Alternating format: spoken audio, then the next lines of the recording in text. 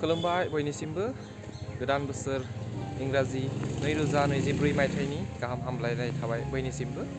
दा आङो न'आवनो दङ। स' लकेसना जाबाय मा जोंनि दिखलि गामि धुपथारा थानानि आन्दोआव, स' गवालपारा डिस्ट्रिक्ट। दा गोदान बोसोरनि एसे बेरायनो थांनो ओंखारदों फेमिलि मोनसे एसे नायलांदो नोंथांमोन बहा थांनाय जायो। दा माने आइयाबो ओंखारबाय दङ, दा आंहा ओंखारनाय जाबाय। दा आफाखौ नेगासिनो, आफाया आयंखौ लायनो थांदों। बेनो जोंहानि लांगोनाया ओरैबायदि। एसे सोरगिदिंखौ दिन्थिनोसै।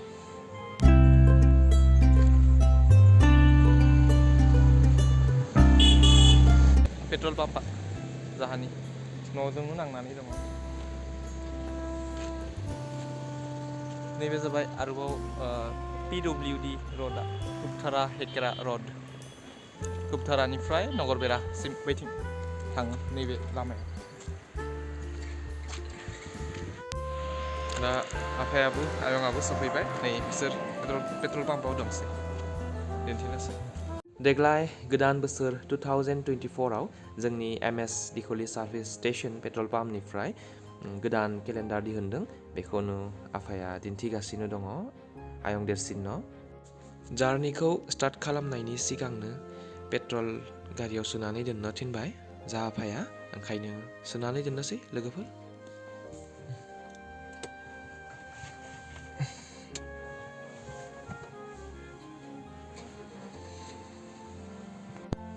एप्रक्सिमेटलि 12:15 PM सोआव जोङो जार्निखौ स्टार्ट खालामबाय न'निफ्राय। दा बेयो जाबाय जोंनि दिखलि गामिनि गेजेरजों बारलांनाय ट्रेन लामा, रेल गेट। बेयो रेल गेटजों नांनानै थानाय बे फिसा बाजारनि मुङा जादों फिसौ बाजार एबा असमियानि नाथि बाजार। ओमफ्राय आरोबाव आयं उन्दैखौ आइनि बिब' आरो आदाखौ लामायावनो पिकआप खालामबाय। आल्टिमेटलि गासैबो ज' जाजोब्बाय गारियाव गाखोनानै जों दायो जोंनि दिनैनि डेस्टिनेसन फारसे थांनो ओंखारबाय। दा जोङो धुपथारा सारियालिखौ मोनबाय, पुलिस पइन्ट। जुदि जोङो बै नुहुरनाय लेफ्ट साइडजों जुदि सानजाथिं थाङो इस्ट डिरेक्सनाव, अब्ला जोङो गुवाहाटि मोनगोन। आरो जुदि जोङो राइट साइडजों थाङो सोनाबथिं वेस्ट डिरेक्सनाव, अब्ला जोङो गवालपारा, आगिया एबा बङाइगाव जा थाङो बेथिं मोनगोन आरो जुदि जोङो बेथिं खोलाथिं थोंजों थाङो, अब्ला जोङो आदुग्रि मेघालयाखौ मोनगोन। दा जोङो सोनाबथिं थांबाय दङ। जा आफाया कारखौ सालायगासिनो दङ आरो आं भिडिअ बानायलांगासिनो। बे नुनाय समायना रमायना साल दंफांफोरजों आवग्रिनानै थानाय बे लामायानो जादों जोंनि 17 नं नेशनेल हाइवे। बे नेशनेल हाइवेनि फुवारनायनि खामानिया सोलिगासिनो दङ, ओंखायनो बिराद गिदिर गिदिर साल दंफांफोरा दानजाबाय। उपायबो गैया, माबा मोनसे मोननांबा माबा खोमा खानांगोन। दा जोङो फैनानै बिदिनो दरंगिरि मोनबाय। बेनिफ्राय जोङो बेयाव लेफ्ट टार्न लाबाय। बेयो जादों दरंगिरि खारकुट्टा रड। जोङो दायो खोलाथिं थांबाय दङ, साउथ डिरेक्सन फारसे। नोंथांमोना फोथायनो गोब्राब मोनगोन दि जेब्ला जोङो न'निफ्राय ओंखारबोदोंमोन, अब्ला जोङो जेबो डिसिसन लायाखैमोन दे जोङो बहा थांगोन मागोन जायगाखौ आरो। ओमफ्राय बिदिनो गारियाव गाखोनाय उनावसो गासैबो ज' सावरायलायनानै डिसिसन लाबाय जे जोङो राजासिमला होननाय मोनसे जायगायाव थांगोन, मेघालया हादरसानि नर्थ गार' हिल डिस्ट्रिक्टनि। राजासिमला होननाय जायगाया कमलानि थाखाय बिराद फेमासमोननो गोदो। राजासिमलानि कमलानि मार्केटावबो बिराद डिमान्ड दंमोन आरो जोंनि लकेल जायगायाव। नाथाय आनफर्चुनेटलि आथिखालाव राजासिमलायाव कमला मोननो थांला। कमला बिफांफोरानो बेराम नांनानै गासैबो थैजोबदों, एकदम बागानफोरा आरो एकदम हाजो गांसे गाहाम बिदि आरो। खारकुट्टा मोनबाय जोङो दायो फैनानै। बेयो जाबाय Kharkutta branch state bank, SBI Kharkutta Meghalaya. जुदि जोङो थोंजों थाङोबा जोङो रंमा गिटिलसिम थांनो हागोन आरो दा जोङो लेफ्ट साइडथिं बायख्लायनोसै इस्ट डिरेक्सनाव। बेथिं राजासिमला 3 किल'मिटारल' बेनिफ्राय। आरो जानाखि रासना वाटारफल बेयो बेनिफ्राय मथा मथि 7 किल'मिटारसो जोङो बेसिम थांगोन। जोंनि आसाम हादोरसाजों नांनानै थानाय मेघालया हाजोआरि हादरसाया थारैनो जोबोर समायना। बिफां लाइफांफोरजों ग्रुम ग्रुम बुंफबनानै थानाय मोनसे मिथिंगायारि सुदेम आबहावा।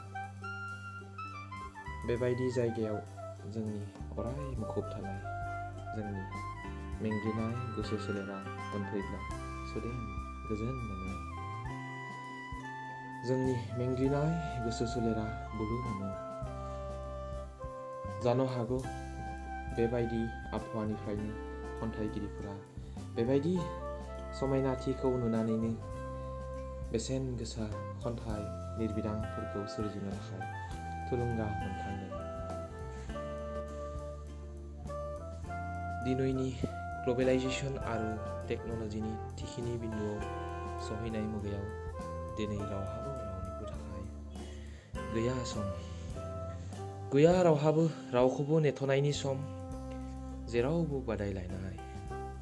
नंगौ, कम्पिटिसन एबा बादायलायनाया मोजां। जुदि नों जुजियाब्ला, जुदि नों बादायलायाब्ला मुलुगा नोंखौ गादलिनानै आवगायलांगोन आरो नों उन जानानै थालांगोन। नंगौ, जोंनो थांनानै थानो थाखाय दिनैनि मुगायाव गोबां रां नांगौ। रां नङाब्ला जों आगानसेबो आवगायनो हाया। आं दिनैनि बे सानजौफुनाय जिउसिम गोबां सुखु दुखुनि गाबनाय मिनिनाय मानसिनि फावथिना नुबोबाय, गोबां जेननाय देरहानाय नुबोबाय आरो नुबावदों आं रांनि थाखायनो गावनि बिमा बिफा, गावनि आंगोनि बिसिखौ देहा फाहामसालियाव लांनो हायैनि थाखाय खोमानांना लानाय आरो नुबावदों आं रांनि थाखायनो लांदां उदैजों उन्दुनांनाय बै राहा गुथे सुबुंफोरखौ। नंगौ, ओंखायनो जों रां खामायनांगौ, नाथाय बे रां खामायनायनि जार्नि एबा लामायाव दिनैनि 21st सेन्चुरिनि मानसिफोरखौ आं मिनिनो थाखाय बावगारलांनाय नुबाय। गुदु मानसिया रां गैयिनि ओंखाम मोनजायामोन, नाथाय दिनैनि समाव मा जादों? दिनैनि समाव बांसिन सुबुङानो रां दङ दंनाया, नाथाय मा गैया? सम गैया। सम गैयिनि थाखाय मा मोनजाया? ओंखाम मोनजाया। जानो सम मोनैनि थाखायनो मा जायो? देहाखौ नोरजिया खालामनानै लायो। आरोबाव नुबावदों आं दिनैनि सुबुङा मा? सम गैया गावनि बिमा बिफा गथ' गथाय बिसिनि थाखाय। स्पेसियेलि सिटि एबा नोगोरमानि लाइफस्टाइलाव बेयो बांसिन नुनो मोनो, नाथाय गामियारि जिउ खुंनायाव, गामियारि भिलेज लाइफस्टाइलाव दिनैबो माने जोङो मिनिनायखौ नागिरनानै मोनो। दा फैयै फैयै जों फैबाय राजासिमला, मेघालया बेयो। सोरगिदिंखौ नायनो हागौ नोंथांमोना, जोबोद समायना।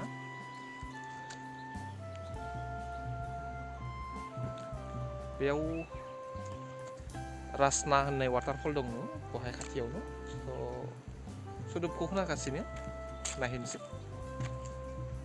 एकदम माने बिजि सिडिउलनि गेजेरावबो जों जुदि सम दिहुननानै फेमिलिजों दावबायहैयोब्ला जोंनि गोसोआबो मोजां नाङो आरो फेमिलिनि बन्डिंआबो मोजां जानानै थायो। थारैनो जोबोद समायना, एकदम स्रिं स्र'। बेबादि माने दावराव दावसि गैया आरो टाउन सहरनि बादि। लकेसना जाबाय राजासिमला, मेघालय। दा जोङो थाबायनानैनो रासना वाटारफल फारसे थांगासिनो दङ। बै आंनि उनथिंजाय आयंआ फैगासिनो दङ आरो आंनि सिगांथिंजाय आदाजों आरो आयं देरसिनजों थांगासिनो दङ। आइ आरो आफाया फैयासै, बिसोरो गारियावनो थाबायसै गाहायाव। आं अलरेडि बुंखाबायदि राजासिमलानि कमला बागानफोरा थैजोबदों, कमला बिफांफोरा। दा कमला बिफांफ्रा थैनायनि उनाव बिसोरो गय, थालिर बिफां बेफोरखौ गायना होदों आरो हाजोआव। एकदम दुर्गम आरो बर्डार एरियाबाबो मेघालय गभर्नमेन्टआ लामा सामाफोरखौ बानायदों, इनफ्रास्ट्राक्चारनि खामानिफोरखौ मोजाङैनो मावदों। नोंथांमोना नुनो हागौ पाका हाजोनि लामाब्लाबो। नैबे जाबाय जारु बिफां। मेघालयनि हाजोफोराव मोनसोगारो बेखौ ओरैनो। गायबा जोंनि जायगायावबो जायो जा आयंलाहाबो दङ अब्लाथ' हांबाय र' दैया सो आलाबो माने इमान दै मान थायो बेनो बिखिनो आं भाबिगासिनो नखा हाब्लाथ' कनस्ट्राक्सननि खामानि सोलिबाय दं सिगाङाव हा दैखौ हमनो दं आं भाबि अ मान बापरे हा सिंनिफ्रा फैयै फैयै आल्टिमेटलि जोङो मोनफैबाय रासना फल्स रासना वाटारफल नै साइनबर्डआ गार' रावजों लिरनाय दं माबे नांनि दाका पिलाक खालामनाय ओमफ्राय बिथिंबो लिरनाय दङ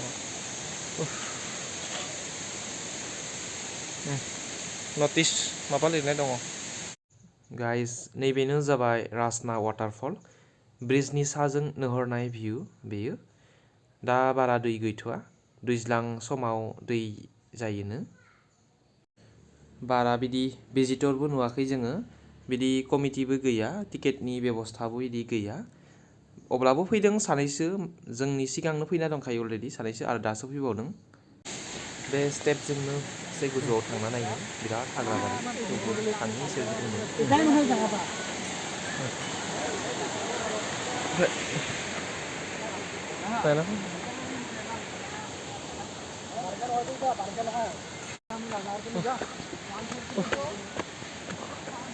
Oh iya lagi na?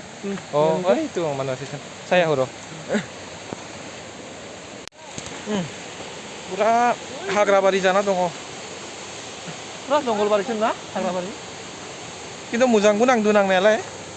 Jongni sigangaवबो hey सानैसो थांना दं already. मोनसे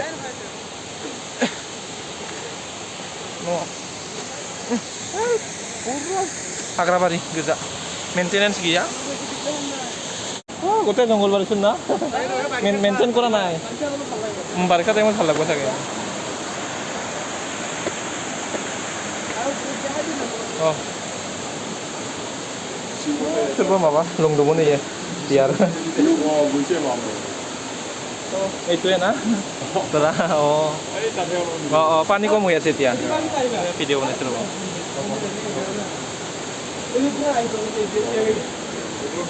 পিনে কি আছে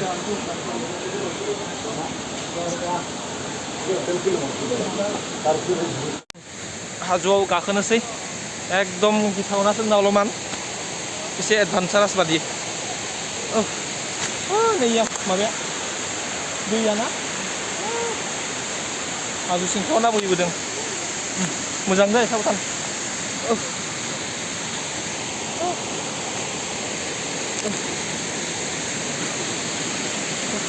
पुरा हाग्रा बारि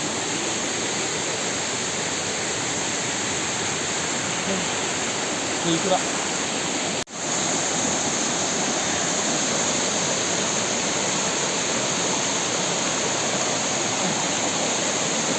दैया इदि बोहैलांदों जिरि जिरिनो नै दै एसे गिनायबो नांदों नाथाय मोजांबो नांदों जोंनि सिगाङाव सानैसो गथ'फोरा थांग्रोदों ओंखायनो बिसोरनि उन उन थांगासिनो दं जोङो आदाजों आंजों दे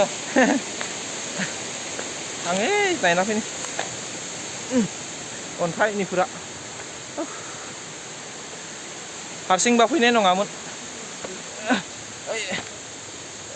गथ' सानैसो थांग्रोनायखाय बिसोरनि उन उन फैबाय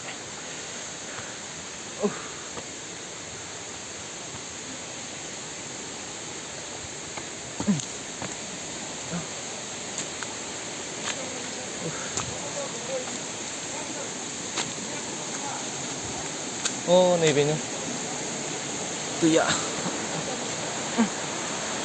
दांनायनि एसे दांना नायनि दैखौ नै गिथावनाथार अन्थाइनि सिंजों थाङो दैया बारलाङो अखा खोसोनसै आं बोरैबाफोर मबाइला गोलैनांब्ला एकदम मोनखानाय नङा बेफोराव ओंखायनो एसे साबधान जानोसै ओरै बोहैबोदों दैया इथिंनिफ्राय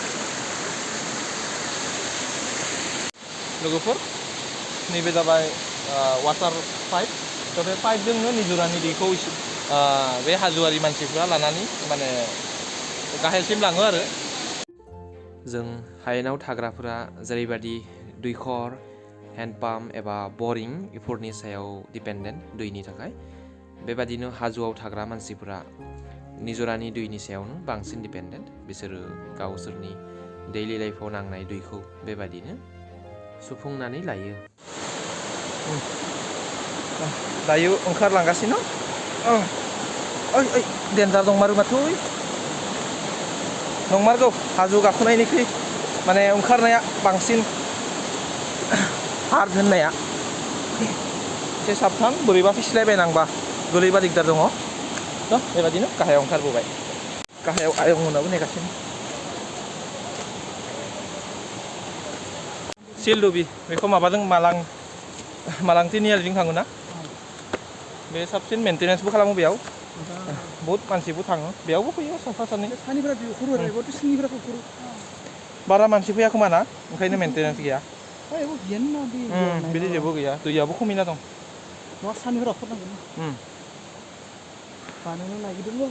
हाजो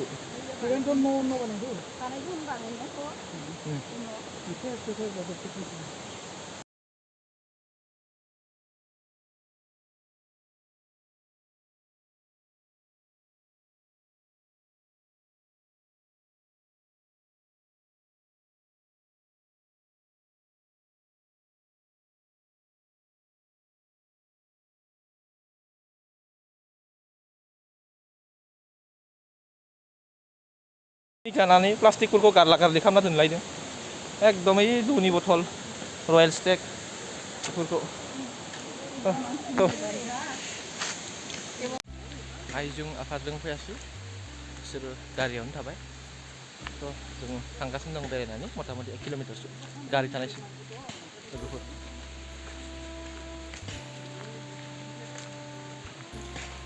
माने हाजोआव एसेबां सालायग्रा नङाना ओंखायनो आफाया गिबाय एसे माने माबादों एसे फिस्ला फिस्लिबोना ओइया निजरानि दै गोलैनायफ्रा लामायाव ओंखायनो फैयासै गोजौसिम गाइस बेयो आंनि गिबि बर' रावजों बानायनाय ब्लग भिडिअ मिथिंगा बड'सा 2.0 इउटिउब चेनेलाव ओंखायनो मिथिस्लाबै माबाफोर गेना गोरोन्थि थालांनो हागौ ओंखायनो नोंथांमोननिसिम निमाहा बिनाय थाबाय जुदि नोंथांमोना आंनि भिडिअखौ नायनानै मोजां मोनदोंब्ला अन्नानै लाइक कमेन्ट शेयार साबस्क्राइब